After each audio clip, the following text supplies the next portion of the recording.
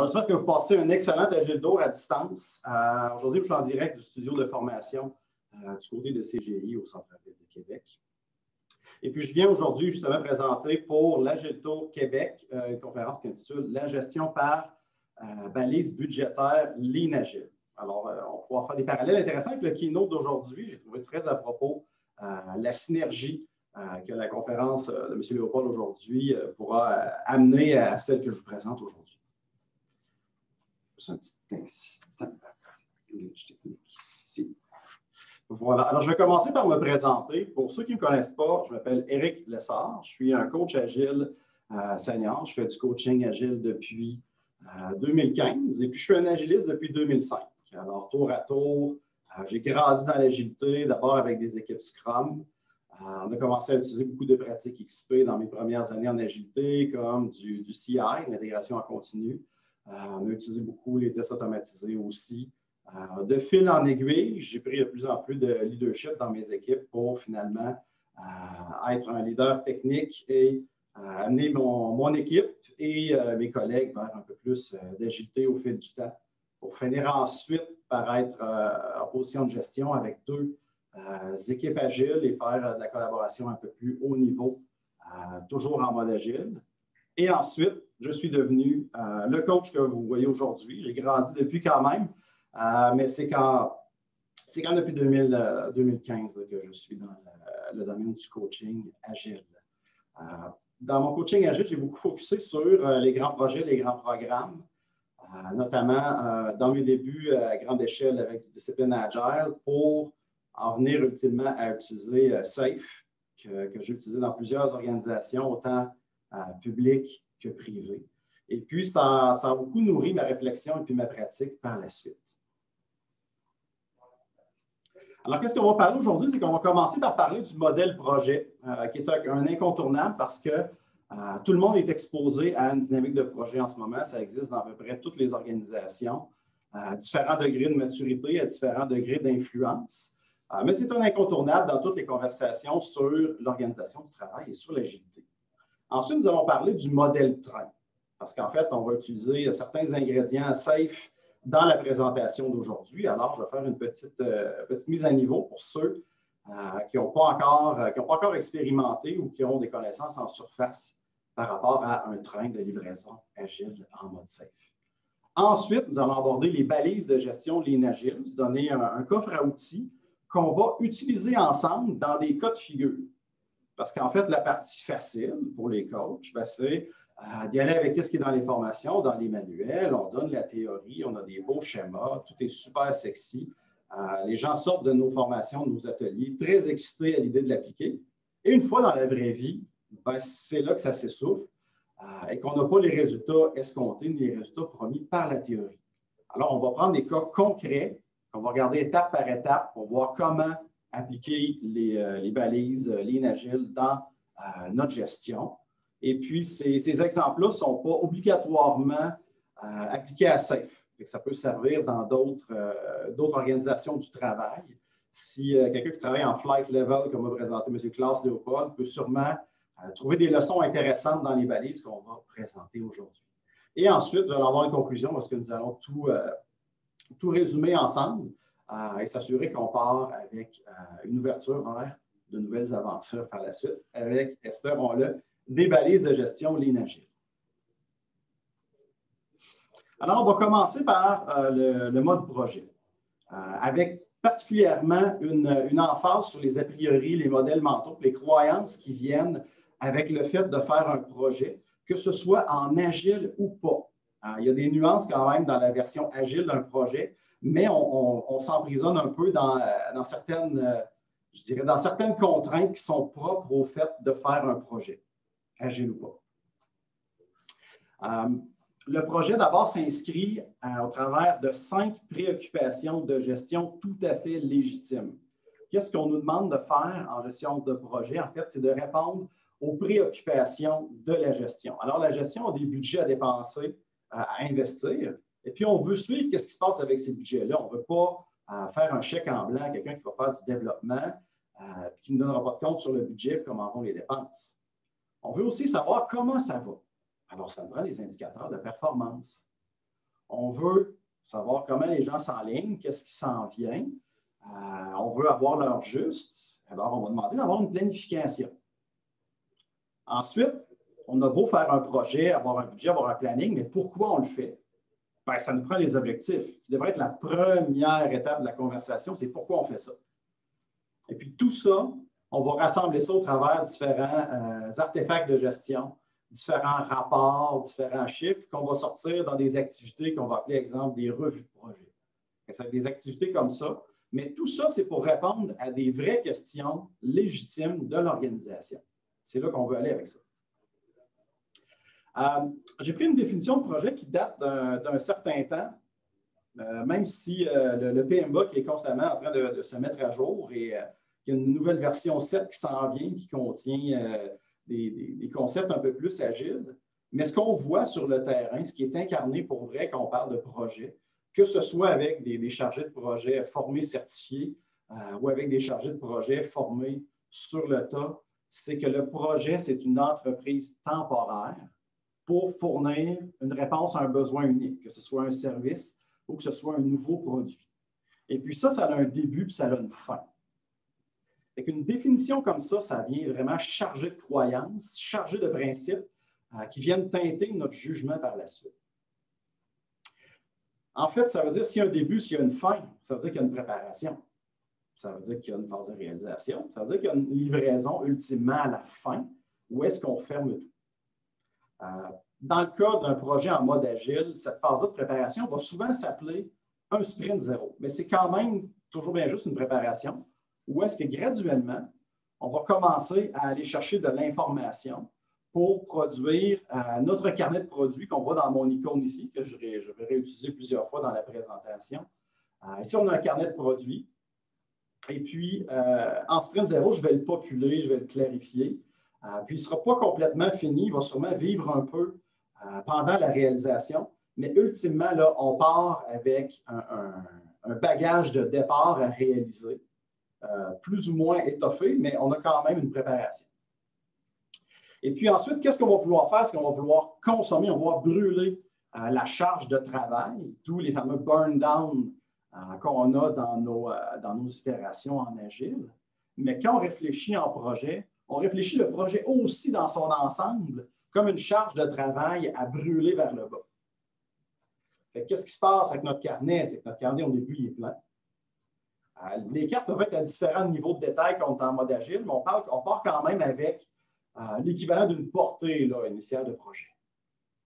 Puis au fil du temps, quand on va avancer dans notre projet, un signe que ça va bien, c'est jusqu'à quel point on brûle notre carnet rapidement. On est dans une mentalité de fermer, de descendre le carnet à zéro, parce que quand on va consommer tout notre carnet, on va avoir atteint nos objectifs. En tout cas, c'est ce qu'on émet comme hypothèse. Et puis, à chaque fois qu'on a des découvertes ou des changements, même en agile, le fait qu'un carnet de produits bouge à la hausse parce qu'on découvre des éléments, c'est perçu comme une menace, c'est perçu comme un risque. Et puis, à ce moment-là, intuitivement, on va combattre ce changement-là parce qu'on a une mentalité de vouloir fermer. On veut que la ligne descende jusqu'à zéro. On veut continuer à faire descendre notre carnet jusqu'au bout. Qu'est-ce que ça amène comme attribut, justement, d'avoir un modèle comme celui-là, qu'on essaie d'avoir une montée vers un lot de travail à préparer, qu'on a prêt pour le démarrage du projet, qu'on va consommer par la suite? Bien, ça veut dire qu'à chaque fois qu'on va vouloir faire un exercice comme celui-là, on va se taper une texte de démarrage. En traditionnel, on va se créer un MOP. Comment on organise notre projet? C'est quoi notre organigramme de projet? On va se taper le démarrage de nos équipes. Si nos équipes ne sont pas pérennes, qu'on s'en va piger des gens à gauche, à droite pour s'assembler à une équipe projet, il faut rassembler ces gens-là qui apprennent à travailler ensemble, qui se créent leur dynamique d'équipe. Si c'est des gens qui sont complètement nouveaux à ce qu'on fait, il faut prévoir des efforts de formation, il faut prévoir un onboarding ou un bootcamp ou des choses du genre pour amener les gens là, à démarrer notre projet. Ensuite, il faut laisser le temps à ces gens-là d'atteindre une vélocité. Ça ne s'atteint pas à la première itération, il faut donner le temps. Ça peut prendre 2 itérations, 3 itérations à stabiliser la vélocité d'une nouvelle équipe. Et à chaque fois qu'on fait un projet puis qu'on recommence à assembler notre équipe, on a une remise à zéro de cette vélocité-là. Fait qu'on se tape une taxe de déstabilisation aussi. On tombe, comme je disais dans la première diapo qu'on regardait ensemble sur les projets, dans une mentalité de protéger la portée parce que notre succès va passer par la livraison de la portée. Dans un carnet agile, on va avoir des essentiels, des importants, des facultatifs. Si notre carnet bouge et qu'il y a du changement, on va constamment être habité par la préoccupation de descendre la liste et de s'assurer de livrer tous les essentiels. On est en mentalité descendre la liste, c'est là qu'on est. Et puis, on va avoir des objectifs en silo aussi. Parce que les silos qu'on a dans nos opérations de tous les jours nous empêchent de transformer l'organisation. Alors, la promesse du mode projet, c'est qu'on va aller chercher des gens dans les silos, on va les assembler dans un projet, et puis on va leur donner des objectifs, et puis ensemble, ils vont être focus pour livrer ces objectifs-là. Qu'est-ce qu'on se trouve à faire? C'est qu'on crée un silo temporaire où est-ce que ces gens-là sont en vision tunnel sur les objectifs. Et puis, la pertinence des objectifs, une fois que la décision d'investissement est prise, que le projet est lancé, c'est rare qu'on va aller re-questionner ça. En théorie, ça se peut. Les gens d'expérience en gestion de projet vont dire, ben oui, ça se peut de changer la portée, de se réorienter. Mais dans la plupart des cas, ce que moi j'ai vu sur le terrain au fil des années, autant comme employé interne que comme consultant, il se crée un phénomène de glissade d'eau dans les projets. Autrement dit, on rentre par le début et on sort par la fin. C'est la façon la plus facile de sortir d'un projet, c'est de dépenser tout le budget, d'aller au bout. Fait que ça nous emprisonne un petit peu dans ce modèle-là. Puis qu'est-ce que ça veut dire? C'est que si on veut pivoter comme organisation, mettons qu'on commence par partir un projet. Okay? Mettons un projet de facturation. On refait notre facturation. Alors, on va aller chercher des gens un peu partout qu'on va assembler dans notre projet. Et puis ensuite, qu'est-ce qu'on va faire si on a une nouvelle idée? Mettons, on veut améliorer notre expérience client, on veut que les gens soient focus là-dessus, sur cette nouvelle préoccupation-là. On va se créer une nouvelle équipe d'expérience améliorée pour faire un projet là-dessus. Là, ensuite, on se dit, ouais, mais dans notre flux de travail, on s'est rendu compte qu'on a besoin, pour nos contrats qu'on vend à nos clients, d'avoir une signature électronique. Bon, on va se créer une équipe signature électronique et un projet aussi signature électronique. Puis là, tout à coup, il se met à avoir des organisations qui passent dans le journal et la protection des données, ça devient un enjeu. Puis, cette préoccupation-là de protection des données, peut-être qu'on l'avait loin dans notre planification de portefeuille. On dit, on va commencer ça au mois d'août. Mais finalement, au mois de mai, nos vice-présidents nous disent, c'est maintenant qu'on le fait. Mais là, à ce moment-là, qu'est-ce qu'on fait? Parce que là, moi, dans mon projet Orange, qui est ici de signature électronique, là, je viens de démarrer, là, je viens de former mes équipes, je viens de leur donner leur première itération pour qu'ils commencent à se faire les dents sur leur vélocité. J'ai mon équipe d'expérience, qu'eux autres sont les vents dans les voiles, ils consomment leur carnet vers le bas. Et puis mon équipe de facturation, eux autres, ils ont terminé. Mais c'est une équipe temporaire. Fait que probablement que les gens sont retournés dans les opérations. J'ai peut-être même plus accès à ces gens-là. Ils sont peut-être promis à d'autres choses. Ils sont peut-être promis à un autre projet qui n'est même pas dans ma planif à moi. À ce moment-là, je me suis peinturé dans le coin, moi, avec tous les projets que j'ai lancés, comme ça ici. Fait que dans les options que je vais avoir, ben, ça va probablement être de reporter, de mettre sur pause les projets qui sont en cours, mettre sur une tablette du travail qui est peut-être livrable si on est en mode agile, qu'on a fait des incréments, ou pas, si on est un peu plus en traditionnel. Puis encore là, quand on va revenir à un mode un peu plus normal, où on va essayer de reprendre nos projets, est-ce qu'ils vont être encore pertinents? Est-ce que nos objectifs vont avoir changé? Peut-être, peut-être pas. On va probablement se retaper un autre sprint zéro pour se réapproprier le carnet, ramener d'autres personnes, parce qu'on ne pourra peut-être pas rassembler l'équipe originale. On se tape encore une fois la taxe de démarrage puis la taxe de reprise de vélocité. Fait que les implications qui découlent de ça, c'est qu'on se crée des structures temporaires qu'on va faire et qu'on va défaire avec les coûts qu'on a discutés jusqu'à date. On va s'élaborer une portée fixe, peut-être évolutive si on est en mode agile, puis qu'on se permet de redécouper, puis de rajouter de nouvelles cartes si on enlève. Mais on est quand même dans la mentalité d'avoir une liste de cartes à défiler, puis on descend la liste. On va se créer des budgets, des échéanciers pour notre projet. Dans le meilleur des mondes, il y a un bureau de projet qui a l'ensemble de tous les échéanciers de tout le monde pour savoir comment ça se passe. Mais les équipes projet sont en mode œillère et ils voient leur réalité à eux, leur échéancier à eux. Et puis, il peut se créer des effets silos puis des collisions, là, justement, par ces nouveaux silos-là qu'on crée. Et puis, on espère obtenir notre focus via un effet silo. Fait qu'on on enferme nos gens pour pas qu'ils soient dérangés par autre chose. Et puis, on a la promesse que c'est comme ça qu'on va atteindre notre vélocité, qu'on va atteindre nos objectifs. Parfait. Là, je vois un petit commentaire en bas. C'est quoi le mécanisme en place pour s'assurer que le burn-down ne produise pas une dette de qualité dans le but de finir à tout prix? Cette question-là, je vais la prendre un peu plus loin parce qu'on l'adresse avec des balises Lean Agile au niveau de la dette technique et de l'architecture. Alors, je vais le garder en tête. Juste me le rappeler si une fois rendu dans nos cas de figure, je n'ai pas couvert cette situation-là.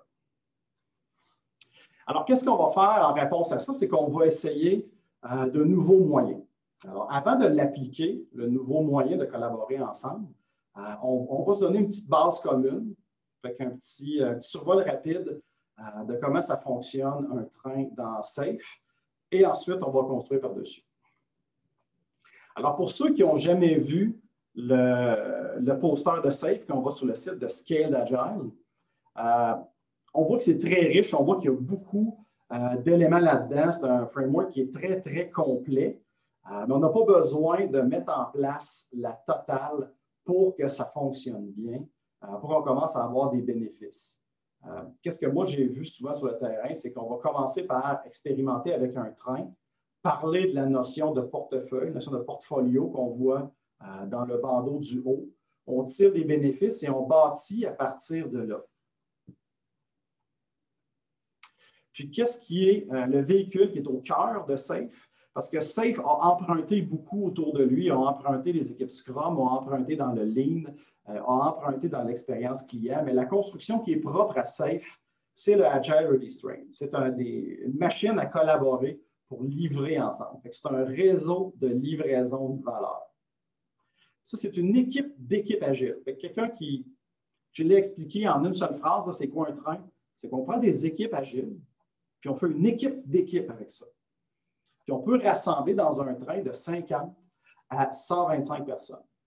Puis le train ne se limite pas à une structure hiérarchique. C'est pas, moi, j'ai ma direction principale, j'ai des gens qui travaillent pour moi, alors je me fais un train que le bout en bout, il commence au début de ma direction principale puis il finit à la fin. Non. Quand on construit un train, on essaie de construire en fonction du produit client qu'on veut produire. Comme M. Léopold disait ce matin dans son niveau plus produit, le client, lui, n'est pas intéressé à savoir comment fonctionnent les organes internes de ma compagnie. Ce que le client veut savoir, c'est est-ce que j'ai mon produit? Est-ce que c'est un produit qui est de qualité? Est-ce que je l'ai à temps? Alors, le train, on va l'aligner sur une chaîne de valeur qui va donner un service ou donner un produit. Et pour y arriver, il faut piger parfois à plusieurs endroits de l'organigramme. Comment on le compose, notre train? Là? Je viens de dire ça, moi je lance ça en l'air, on pige dans l'organigramme, on fait un train. C'est un petit peu plus rigoureux que ça. En fait, c'est qu'on regarde ici, j'ai volontairement mis un petit organigramme à côté parce que chacun des silos, souvent, ça va être des directions principales qui vont être alignées sur une certaine fonction. On va avoir nos lignes d'affaires, peut-être la gestion de produits, si c'est un produit commercial qui est lancé. On a nos gens d'infra, on a nos développeurs logiciels. On a des départements qualité qui peuvent être en silo à côté. Des fois, le test, ça va relever d'un autre groupe pour faire des essais, dépendamment comment l'organisation fonctionne. On a des départements de conformité. On a ça dans des organisations, ce que du médical ou des services financiers, parce que c'est réglementé. Et puis, il y a des gens qui ont des processus à suivre pour que l'organisation soit conforme au processus. Et la sécurité aussi, qui est mon exemple préféré quand je commence à parler d'un train. Parce que qu'est-ce qu'on va faire? On va piger dans les différents silos pour le bâtir, notre réseau. Parce que là, on voit que j'ai des gens qui viennent d'à peu près tous les secteurs, puis j'ai des équipes agiles multidisciplinaires dans le bas. Alors, c'est quoi le bénéfice d'assembler un train comme ça plutôt que de fonctionner par projet, c'est qu'on arrête le fractionnement de ressources. C'est que si, exemple, j'ai 6 projets de front, 8 projets de front, je vais avoir mes équipes idéalement dédiées. Ça arrive de plus en plus maintenant que les projets sont en agile. Alors, on a des équipes Scrum dédiées au projet qu'on protège, on protège leurs itérations. Mais c'est rare qu'un projet de 2-3 équipes Scrum va avoir le budget de se payer un analyste de sécurité à temps plein. Alors, on va lui promettre 0,1 ressource, 0,2 ressources. Et cette personne-là, son chargé de projet infra ou son coordonnateur, va s'assurer que cette personne-là est occupée à temps plein. Alors, il va donner 0,2 ressources au projet A, projet de facturation, il va donner 0,1 au projet de signature, il va donner 0,4 au projet d'expérience client. Puis, notre individu, il va être tiraillé un peu partout. On ne l'aura pas toujours au bon moment. Ça se peut que ça nous cause du retour en arrière dans notre travail parce qu'on n'a pas eu notre contact avec la sécurité à temps. Et qu'est-ce qu'il fait de ces journées, notre ami, le chargé de projet ou le coordonnateur aux infra? Il joue à la police des feuilles de temps pour s'assurer que son monde facture 100% de leur temps, que c'est facturé sur les projets. Et puis, quand il se fait appeler par les chargés de projet, il se va demander pourquoi l'analyse de sécurité a facturé. Il faut qu'il soit capable de répondre à ça, pour faire tous ces suivis. Alors, on est beaucoup dans une démarche d'attacher de la facturation interne de ressources. C'est pour ça qu'on veut. On veut, dans notre exemple ici, l'expert en sécurité, ça pourrait être Steve. Tout à coup, ce n'est pas pour une ressource, tout à coup, c'est Steve. Il est dans notre train, il est dans notre équipe d'équipe. Alors, Steve, il peut regarder avec les équipes qu'est-ce qui s'en vient dans le développement, il peut participer à la préparation de notre carnet, nous donner des mises en garde, des recommandations pour que la sécurité soit bâtie directement dans le produit, plutôt qu'être une arrière-pensée qu'on regardera plus tard. S'il y a 2 équipes qui ont besoin de Steve en même temps, on est dans la même planification. Fait qu'on peut s'arranger entre nous pour ne pas tirailler notre ami Steve en même temps, parce que c'est un humain aussi. À un moment donné, toujours l'appeler en même temps et qu'il soit sollicité à 150% dans la même semaine, ce n'est pas une bonne façon de traiter les humains qui nous entourent et qui nous aident à livrer notre travail. Puis ensuite, qu'est-ce qu'on va faire dans ce train-là? C'est qu'on va utiliser des mécanismes de synchronisation agile. Ça faisait partie aussi du keynote de ce matin, de faire collaborer agilement les gens. Alors, nos équipes qu'on a ici, les dauphins, les ours, les aigles, ils travaillent en parallèle en mode Scrum, Kanban. Ils font un plan ensemble. Ils font leur planification collective, tout le train. Et puis, on regarde le bout en bout au niveau train. Ce matin, c'était dans le Flight Level 2, mais aujourd'hui, dans cette couche-là, en safe, c'est le train qui représente cette couche de coordination-là qui nous permet d'avoir un flux là, au niveau de notre chaîne de valeur, au niveau de notre produit. Ensuite, on va se synchroniser ensemble. Il va y avoir des artefacts qu'on va voir un petit peu plus loin dans la présentation, qu'on va regarder ensemble, s'assurer qu'on est aligné et qu'on a un bon flot de développement qui livre la valeur. Et puis ensuite, on va aller chercher un feedback au niveau de la chaîne de valeur, au niveau du service et du produit, pour être capable d'apprendre puis de réinsérer dans notre charge de travail les apprentissages qu'on a faits. C'est bâti dans notre système de pivoter puis d'apprendre. On va voir plus en détail avec les balises après.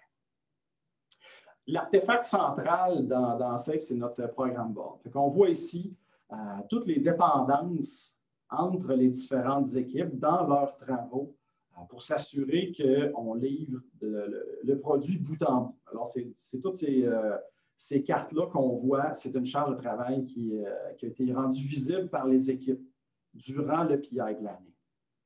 On a toutes les personnes dans notre PI Planning là, pendant 2 jours. On a notre train au complet, puis on a notre équipe de gestion qui est avec nous. Et puis, c'est impressionnant de voir les plans d'équipe, à quel point la collaboration s'installe facilement et avec beaucoup d'énergie aussi. Et que j'ai observé aussi que nos chemins critiques sont plus courts quand on travaille en PI Planning avec un programme board. Parce que les équipes peuvent convenir du plus petit découpage nécessaire d'une dépendance. Si mes dépendances que je résous avec un chargé de projet et un architecte, probablement que l'architecte a une vue d'ensemble des composants à haut niveau et puis qu'il voit un séquencement pour faire ces composants-là dans le bon ordre pour que ça se passe bien. Et puis notre chargé de projet va prendre ça et va mettre ça dans sa planif. Lui, il fait ça en toute bienveillance avec l'information qu'il a à ce moment-là. Fait que là, ce n'est pas lui qui est l'enjeu là-dedans, c'est le système ne lui permet pas de faire un chemin critique plus court que les composants qu'il y a eu entre les mains par notre architecte. Fait que si les équipes peuvent dire « Ah, ben, je vais te fournir un mock, dans le fond, une simulation de ce que je vais te donner dans mon développement. » Fait que tu vas pouvoir continuer, même si moi, je n'ai pas fini, ou on a un service qu'on va développer ensemble, on peut s'entendre sur le contrat du service, puis tu peux faire ton développement avec ça, puis on va travailler en parallèle, puis on va s'arrimer rapidement, mais je te bloque le moins possible. C'est ce qu'on va essayer de faire là, avec des exercices comme le PI Planning. Une fois qu'on va être ensemble, qu'on va livrer, on voit que c'est la boucle d'apprentissage. On en a au niveau équipe avec les itérations. Et puis, ensuite, quand on arrive avec les itérations des équipes dans le bas, c'est les itérations classiques de Scrum. Puis, dans notre équipe d'équipe, on fait la grande itération ensemble. Dans notre cas ici, c'est 5 itérations qui sont contenues dedans, 5 fois 2 semaines, pour faire un PI qui est une itération du train.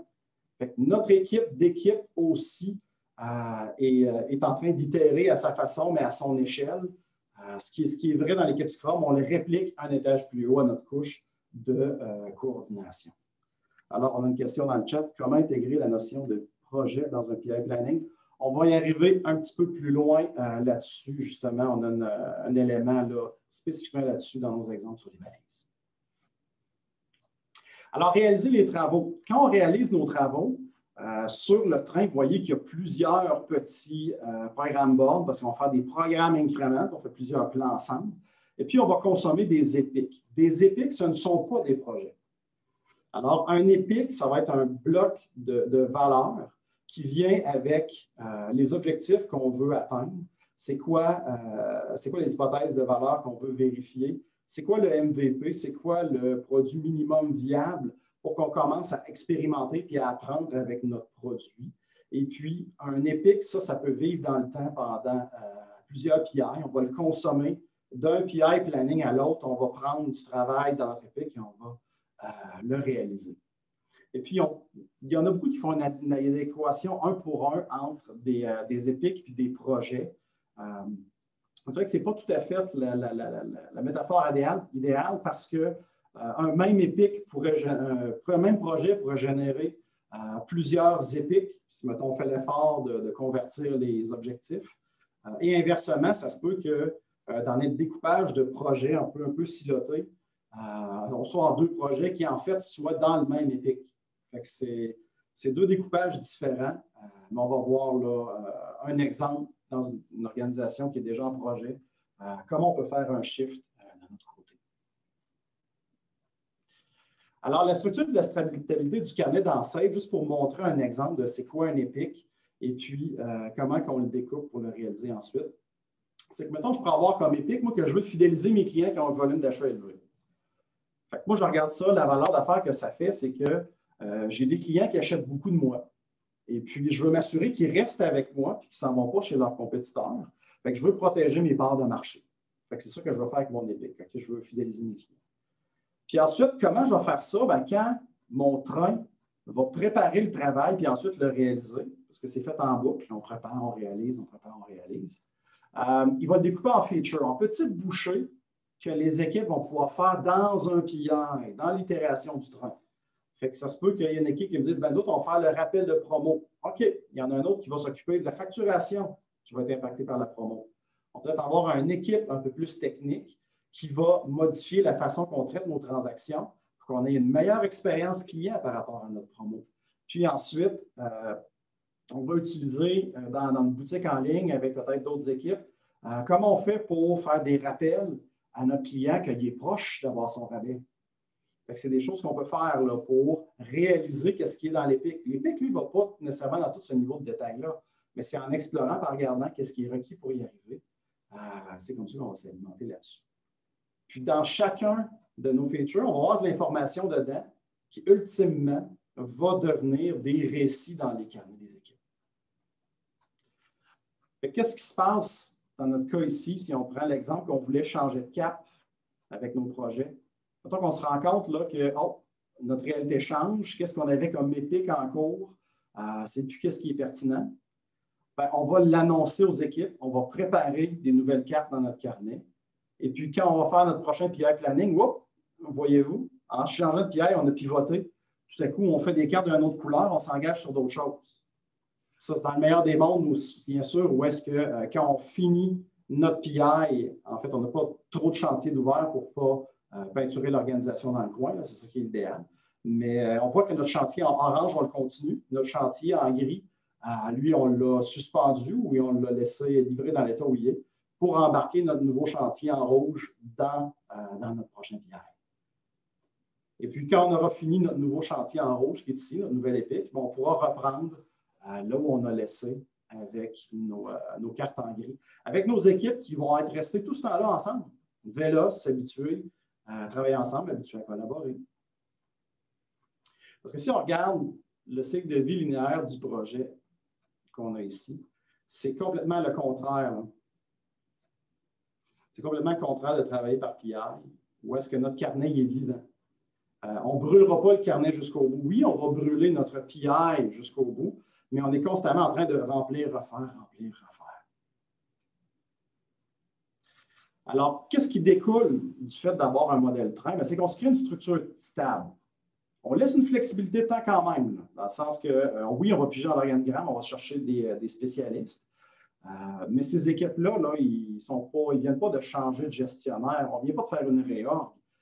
Ces équipes-là, ça se peut que pour un épique donné, on en ait besoin pendant 1 PI, 2 PI, 3 PI. Ça se peut qu'on n'en ait plus besoin, qu'ils quittent notre train, puis qu'il y ait d'autres équipes qui se joignent à nous. On essaie d'avoir une cadence, une capacité stable pour la planification. Alors, en ayant des équipes qui ont une vélocité stable, des équipes stables, qui ont une mémoire musculaire de qu'est-ce que ça veut dire pour eux faire des sprints, qui ont une mémoire musculaire de qu'est-ce que ça veut dire faire des PI, à ce moment-là, ça devient plus facile de faire des planifications en équipe ensemble, puis ces planifications-là deviennent plus stables dans le temps. Puis, comment on va gérer notre argent là-dedans? C'est qu'on va faire des budgets par incrément. On va financer un PI à la fois. Puis, comment on va piloter le contenu et les objectifs? C'est avec le mix qu'on fait dans le carnet. Combien de cartes on va chercher dans tel épique puis dans l'autre? Et puis, en faisant un ratio des efforts qu'on met là-dedans, c'est là qu'on va voir comment ça va évoluer au niveau là, de la réalisation versus investissement. Alors, nos balises Lean Agile, ça nous amène à un autre modèle d'a priori puis de modèle mentaux. C'est que ça, c'est les 4 proposés tels quels par SAFe. Je vais faire un résumé rapide parce que la partie intéressante, c'est vraiment la mise en pratique. Alors, la première chose qu'on regarde, c'est d'investir par horizon d'investissement. Qu'est-ce que ça veut dire? Ça veut dire que quand on prend l'argent à haut niveau d'un portefeuille, au niveau de notre stratégie, on regarde nos différents horizons. OK, est-ce qu'on a une solution qui est désuète et qu'il faut sortir de notre portefeuille, de notre parc informatique? Qu'est-ce qu'on peut faire pour aller chercher encore plus de valeur dans notre modèle d'affaires actuel? Après ça, un peu plus loin dans nos horizons, on se dit, c'est quoi les prochaines opportunités? Qu'est-ce qu'on sait qui s'en vient, mais qu'on n'est pas encore prêt, mais on y va? Et puis, le dernier point, c'est qu'est-ce qui se passe avec le futur? Est-ce qu'on peut avoir des scénarios plus audacieux pour changer vraiment notre organisation? Et puis, les pièges qui peuvent arriver, si, mettons, on n'utilise pas des balises comme ça, c'est qu'on va cesser d'évoluer et qu'on peut frapper un mur technologique. Parce que les deux extrêmes sont négligés. On ne se préoccupe pas de la désuétude jusqu'à ce qu'on soit à la dernière minute et qu'on frappe un mur, ou on n'explore pas assez l'avenir et puis on se retrouve aux prises là, avec une crise devant nous et on n'est pas capable de se réinventer. Je prends un petit sondage qui est passé dans la presse, puis ça m'a fait un choc de voir ça. C'est sûr qu'on n'a pas l'ensemble de tout le contexte de ce qui a été répondu là-dedans, mais dans les entreprises du Québec là, qui ont vécu comme nous tous là, les changements avec le COVID, on leur a demandé est-ce que vous êtes prêts à faire des ventes en ligne? Est-ce que vous en faites de la vente en ligne?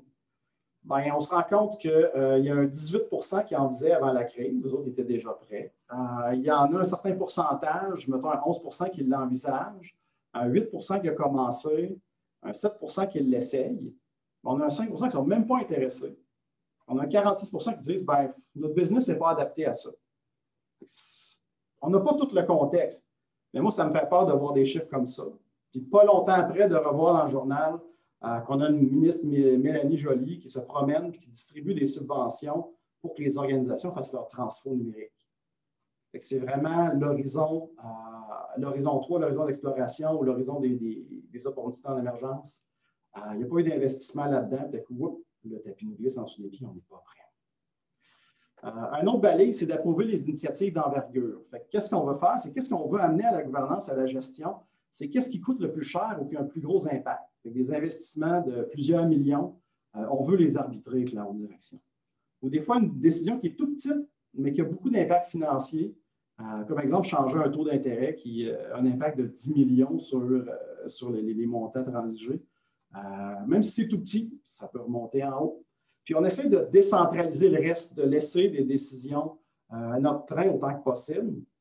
Parce que sinon, si on centralise trop les décisions qui devraient être prises au niveau du programme, au niveau du niveau 2, qui est de M. Léopold, c'est que tous les nouveaux changements, là, ça passe par une bureaucratie lourde. Il faut absolument passer par la haute direction toutes les fois qu'on va faire un changement. On perd notre agilité au niveau de notre train. Qu'est-ce qui se passe aussi, c'est qu'il va se créer de la capacité cachée. On va se garder des petites équipes d'entretien cachées en dehors du train pour faire les petites demandes qu'on ne peut pas faire dans le train parce que ça ne passe pas à l'approbation du conseil. Et ça, c'est un autre piège. Et puis, il y a le paradoxe de Pareto aussi, le fameux 80-20. Alors, on se dit 20 d'efforts, 80 de résultats. Puis, le 80 d'efforts qui reste va donner 20 des résultats. Mais peut-être que dans le 80 d'efforts qu'on laisse de côté, il y a peut-être des fruits bas que les trains et les équipes pourraient ramasser puis nous livrer de la valeur pour pas cher. L'implication des gestionnaires et des parties prenantes, fait qu'on veut une adhésion à la cadence des trains, la cadence de nos PI. On veut que ces gens-là participent à nos PI planning. On veut qu'ils s'intéressent à ce qui se passe. Puis aussi, s'assurer qu'ils participent à nos ateliers d'amélioration continue et qu'ils supportent les équipes. Les pièges à faire attention, c'est d'éclipser les leaders terrain, s'assurer d'être en collaboration avec notre équipe de gestion. Et puis aussi, de faire attention à l'effet glamour. Ça peut devenir une parade de mode de faire les gros événements. Puis, on n'a pas les vraies conversations. On veut juste avoir un bel événement sans avoir les conversations difficiles. Ça prend une relation de confiance pour y arriver. Le gros du changement par rapport à la gestion de projet, c'est de la gestion par capacité. Fait qu'on va se donner. Puis le mot capacité est un mot chargé ici. Alors, on n'est pas en train de gérer, s'assurer que tout le monde est utilisé à 100 de capacité. C'est qu'on s'assure qu'on fige une capacité et qu'on pilote avec les carnets. Fait que si on regarde comment ça fonctionne une allocation de capacité, ici, j'ai dans mon train une capacité relativement stable. Et avec les proratas de budget que j'ai ici, ça va dicter la quantité en effort de cartes que je mets dans mon carnet. Et puis, à chaque PI, quand je vais collecter mon réel, à savoir sur quel de mes grands chantiers le temps a été passé, bien, je peux jouer avec mes robinets un peu là, sur mon diagramme en pointe de table qu'on a ici. Fait que si je vois que j'ai dépensé un peu plus sur une initiative que l'autre, je peux rajuster le tir au prochain PI en pilotant par le carnet. Fait que si on regarde ici là, la composition de mon carnet, au début d'un premier temps, les cinq initiatives sont égales, ils ont le même poids. Puis tout à coup, on se rend compte que celle qui est en rouge prend plus de place temporairement pour laisser de la place à la bleue en PI 4, la bleue foncée. Puis tout ça sans redémarrer mes équipes, sans redémarrer mon train. J'ai juste dicté la composition du carnet, j'ai maintenu ma capacité et c'est comme ça que j'ai fait mes allocations de capacité. Fait que si on parle avec des balises Lean Agile, c'est que c'est nos fils de décision qu'on va utiliser là, au jour le jour en gestion pour nos investissements, se cadencer, se synchroniser, centraliser, décentraliser, puis détacher le financement de la capacité. Je me finance une capacité stable et je le pilote par le carnet. J'accélère un petit peu au service du temps et puis on va y aller avec des cas concrets qui répondent avec les balises qu'on s'est données jusqu'à date. Alors, le premier cas facile, c'est que mes équipes ne sont pas stables. Bien, ça m'amène à me poser des questions. C'est quoi les observations que je vais faire? C'est quoi les noms de mes équipes? Est-ce que j'ai une équipe facturation, une équipe signature, une équipe expérience client? Est-ce que j'ai... OK. Quand je forme mes équipes, est-ce que mon processus est clair? C'est qui forme mes équipes? Comment on les recrute? Est-ce que les gens sont recrutés à temps partiel un peu partout dans l'organisation? Est-ce que les gens sont dédiés ou pas, que ce soit nos spécialistes, etc. Je me pose toutes ces questions-là. Juste un petit exercice mental. Mettons que je prends une liste d'équipes destinées à disparaître. Ben, moi, je dirais une équipe facturation, ça se peut qu'elle disparaisse. Ou ça se peut qu'elle ne soit pas stable. Soit parce qu'elle fait un projet de facturation, ou c'est mon équipe de spécialistes en facturation qui se font kidnapper dès qu'un projet a besoin de faire de la facturation. L'équipe conversion, si je suis en train de faire de la conversion de données, ben, c'est une équipe qui va avoir une vie courte aussi. Les équipes d'essai, hein, souvent, on va assembler ça en fin de phase d'un projet. Les équipes polyvalentes et stables, c'est là qu'on va avoir des noms un peu plus créatifs, des gens comme ça qui vont être capables de vivre dans le temps indépendamment de ce qui change comme assignation. Mon train ne fait pas d'architecture où j'ai de la dette technique. On focus très, très, très court terme. On a de la misère à faire de la place pour nos travaux techniques. Comment qu'on fait pour régler ça? Mettons qu'on se met dans l'esprit des balises d'Inagile. Bien, au lieu de faire du juste assez, juste à temps, mon train va faire du trop peu, trop tard. Ça va être de l'improvisation en architecture. Qu'est-ce que je vais faire? C'est que dans mon mix de capacité, ça va être attaché avec la gestion en haut pour dire il y a 35 de mes cartes que c'est de l'architecture, puis c'est de l'infra, puis c'est des composants quand même, c'est de la dette. KPI planning, tout le monde va entendre le même message pour dire OK, gardez 65 de votre capacité, de votre vélocité. Engagez-vous à 65 sur des cartes à faire, puis 35 faites des cartes TI pour préparer l'avenir. Puis à ce moment-là, on investit de façon constante dans notre architecture. On voit ici les cartes en bleu que je fais plus tard. Mais probablement que pendant que je travaillais sur mon chantier en gris, j'ai commencé à faire des cartes d'architecture en rouge que j'avais besoin en préparation de mes travaux. Un instant. Changer de cap agilement. Une chose qui arrive aussi, c'est qu'on se dit hey, c'est le fun avec un train safe, les business owners ils viennent, la gestion ont leur mot à dire sur ce qui se passe dans les objectifs de PI. Et puis, quand la gestion met la main dans la machine pour essayer de changer de cap, ben, c'est mal reçu par les équipes, mal reçu par les collaborateurs. Puis on dit ah, la gestion, ils sont en command and control, ils viennent nous bousculer. Mais il y a une façon de le faire. Il y a une façon, c'est légitime de le faire, parce qu'ultimement, c'est les autres qui payent ce qui se passe dans le train. Mais il y a une façon de le faire. Et qu'est-ce qu'on fait? C'est qu'on s'arrange pour avoir un roadmap de nos épiques dans le temps, puis on le rend visible. Okay? C'est ça qui s'en vient. Et puis, à gauche, un exemple officiel de Safe. Puis à droite, c'est un exemple générique que nous on utilise en clientèle. Il a été anonymisé, mais pour vous dire, c'est le même principe. On place nos épiques dans le temps. Ensuite, qu'est-ce qu'on va faire à un changement de cap? C'est qu'on va s'entendre avec les équipes puis avec notre tête de train. À savoir, c'est quand le moment responsable pour pivoter? C'est quand le moment où est-ce qu'on peut changer la composition du carnet sans que ça vous déboussole complètement? Ça peut être un sprint avant la fin, 2 sprints avant la fin. Ça peut être ça, mais on convient d'une cadence pour qu'on soit tous sur le même calendrier. Puis aussi, on utilise le PI planning. C'est un moment pour gérer le changement d'orientation au niveau de nos équipes parce que là, en fait, c'est une occasion de dire le pourquoi, de passer nos messages. Pourquoi on change de cap? Pourquoi tel épique, on le met sur une tablette parce qu'on a suffisamment investi pour le moment. On veut apprendre avec ce qu'on a fait, mais on passe à autre chose. Comment on fait pour rallier les gens qui étaient mobilisés à livrer notre épique? On veut les mobiliser à faire le suivant. Fait qu'on se prépare à trouver un pourquoi inspirant. C'est vraiment important. C'est une fenêtre super importante, le business context du PI planning pour aller rallier nos équipes. Puis si on voit, qu'est-ce qui se passe quand que nos gens reçoivent un nouveau message, un nouveau pourquoi inspirant ou un pourquoi urgent, on met à jour c'est quoi notre feuille de route avec des nouveaux objectifs. Faire le lien avec le coût et la valeur, il y a des gens qui vont avec la comptabilité, avec comment on fait le lien entre l'argent que j'investis et qu'est-ce qui se passe. Le réel, on va aller le chercher pendant le PI. On va boucler la boucle. Fait que notre point de tarte qu'on a dit au début, c'est notre ratio de carnet, c'est notre ratio d'effort. On va ensuite, dans nos feuilles de temps, s'assurer qu'on est aligné sur notre découpage, qu'on ait nos catégories budgétaires reflétées dans nos feuilles de temps, puis dans nos catégories de cartes aussi. Et puis ensuite, on va ramener l'info ensemble pour voir si on est à la bonne place. Puis si on a surinvesti d'un côté, pas assez de l'autre, on peut jouer avec les chamblures quand viendra le PI planning en changeant notre capacité. Si on a le cas d'un organisme public financé par projet, avec la gouvernance du Conseil du Trésor, c'est force de loi, même le coach agile le plus charismatique du monde ne peut pas faire changer ça en une journée. il y a des processus qui peuvent être assez longs, des dossiers d'opportunité, dossiers d'affaires. La couleur de l'argent est importante. Les budgets, ce n'est pas des vases communicants. On ne peut pas prendre l'argent d'un projet et la mettre ailleurs. Il y a une gouvernance et un suivi là-dessus. Là, je vous mets tout de suite en garde. Un EPIC, ce n'est pas un projet, mais dans ce cas-là, on peut le traiter comme un EPIC ou le découper en plusieurs EPIC en respectant les bornes du projet pour justement rester sensible à la couleur de l'argent. Et puis, utiliser les balises pour demeurer plus flexible.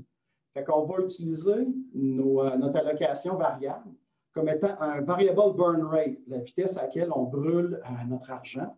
Puis on pilote avec le carnet, comme on a vu. Fait que dans l'exemple ici, si je passe d'un EPIC à l'autre avec mon train, qu'il y en a un que j'ai presque fini, j'en ai un qui commence, au lieu de partir et décoller des projets, sous toute réserve que ma capacité est détachée. Je n'ai pas des gens qui sont sous contrat sur le projet. Dès que le projet est fini, les gens coupent leur contrat. Si on a une force de frappe qui est financée par Pierre, que nos gens sont financés par Pierre, autant les internes que les externes, en pilotant la teneur des carnets, on peut commencer puis arrêter des initiatives sans faire des start-stop d'équipes projets qui vont mourir et qui vont devoir redémarrer, se reformer. Puis, on va faire notre suivi d'allocation par PI au niveau budgétaire et c'est comme ça qu'on va avoir notre édition pour voir si on a bien respecté notre couleur de l'argent. Et puis, quand on voit qu'on a surinvesti ou sous-investi, on va corriger le cap en jouant avec nos chamblures. Puis, si on a une capacité qui vient de l'extérieur, qu'est-ce qui est super important et qu'est-ce qui est dur à former, c'est d'avoir un train qui est légitime et qui est stable avec des leaders qui sont connus et qui sont respectés. Alors, advenant le cas où est-ce que j'ai une petite force d'interne, puis le gros de mon travail se fait par des externes, je voudrais quand même avoir une tête de train stable que je vais maintenir dans le temps.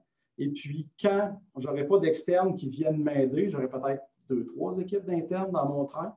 Ça fait beaucoup de quincaillerie, mais en même temps, je maintiens une chaîne de valeur alignée sur le service et le produit. Je maintiens mon réseau. Je garde ça en vie. Puis quand on investit dans le produit, on investit dans le service, bien, on va se trouver à ajouter des équipes au train.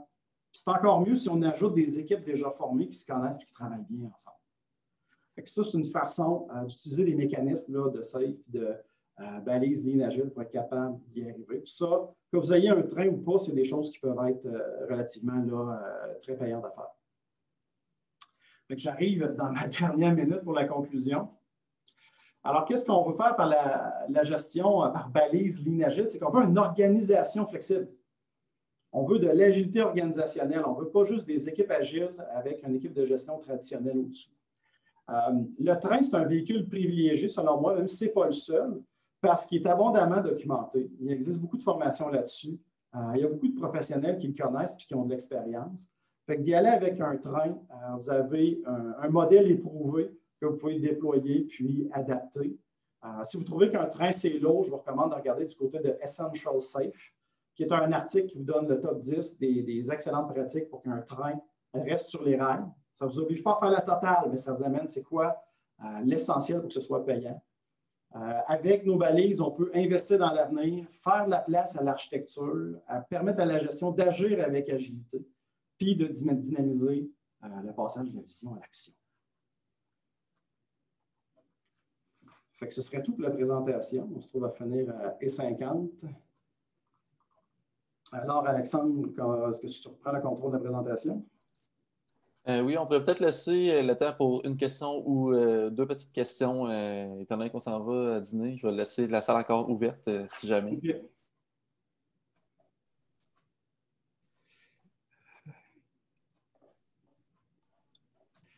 Bon, ça parle d'équipe éphémère.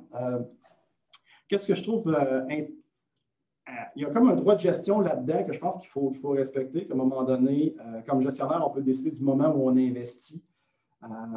Là où est-ce que je la mettrais, la flexibilité, ce ne serait pas dans des équipes éphémères, ce serait dans un réseau éphémère. Dans le sens où est-ce que j'irais chercher des équipes déjà stables qui se connaissent, qui travaillent bien, puis je l'ajouterais à mon réseau de collaborateurs le temps que mes travaux se fassent.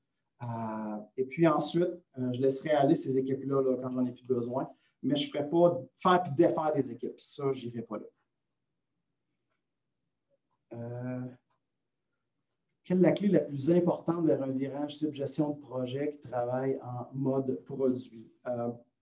Je dirais que le plus grand shift mental pour passer de projet à produit ou à chaîne de valeur, parce que je pense que c'est le même, ça ne mène pas exactement au même résultat du réseau d'exécution, mais sortir du modèle projet puis aller là-dedans, c'est la relation de moi, ma capacité m'appartient, c'est mes équipes, puis je ne les laisse pas aller en dehors de ma direction principale.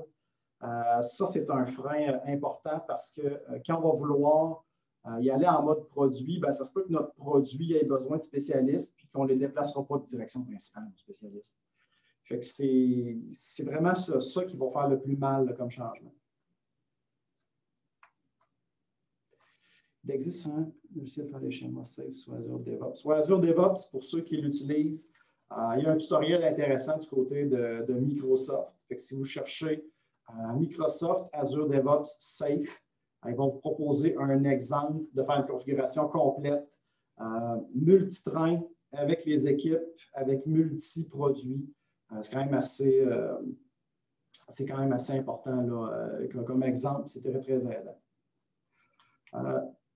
Les budgets annuels au gouvernement, faire des budgets ligne agile par cycle, par train, bien, ça amenait au dernier cas que j'avais mis dans mes exemples là, par la pratique que même si on est dans un environnement public avec des budgets annuels sanctionnés par les normes du Conseil du Trésor, on peut quand même tirer avantage du fait d'être cadencé et d'avoir nos champlures budgétaires de burn rate. Là.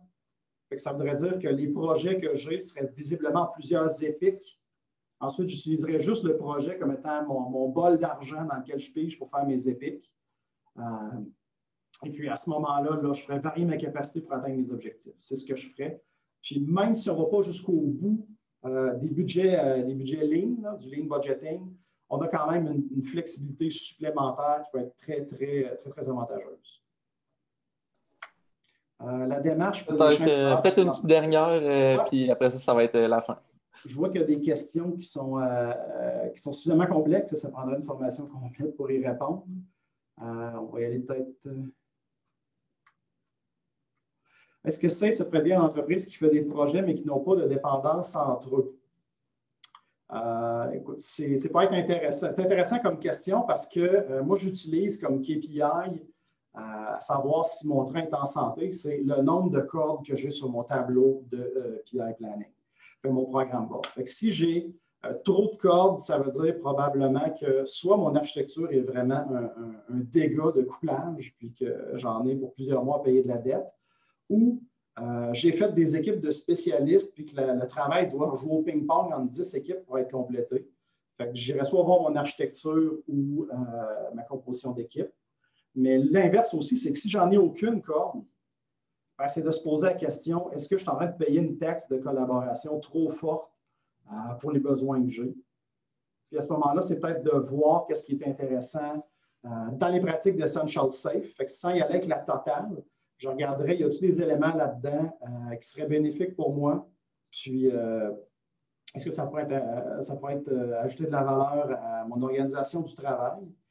Sinon, je pense que juste la notion d'être conscient qu'il y a des flight levels, comme dans la présentation de ce matin, ça peut déjà être un pas dans la réflexion pour l'avenir. Est-ce que ça répondait aux questions? Je vois qu'il y en a plusieurs qui étaient quand même assez deep, que je ne peux pas répondre en peu de temps. Je pense que ça fait le tour. Yes, effectivement.